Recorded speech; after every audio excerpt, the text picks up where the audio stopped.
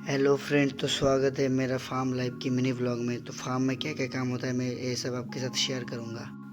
तो आपने जैसे देखा है ऐसे मैं पूरा फार्म में दाना लगाता हूँ जिसको फीड बोलते हैं। फिर उसके बाद जिसमें पानी रहता है वो पानी के टैंकर को थोड़ा साफ करना पड़ता है 24 घंटे में एक बार।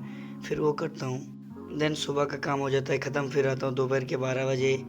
तो दोपहर में उतना कुछ खास काम नहीं रहता है। जो पानी रहता है वो थोड़ा चेंज करना पड़ता है, गंदा हो जाता है। फिर आता हूँ शाम में जिसके ऊपर बेबी चिकन रहता है पाँव से चारों तरफ फैलाना पड़ता है। फिर जो जितना बेबी चिकन मर जाता है वो साइड में ऐसे उठा के रखते हैं। उसके बाद मच्छर के लिए थोड़ा कोयल पूरा फार्म में जलाते हैं।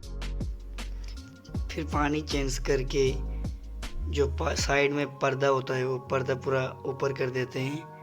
देन हो जाता है 12 घंटे का काम ख़त्म। तो आप सबको वीडियो अगर अच्छा लगा तो चैनल को सब्सक्राइब और वीडियो को लाइक कर देना। तब तक के लिए बाय बाय।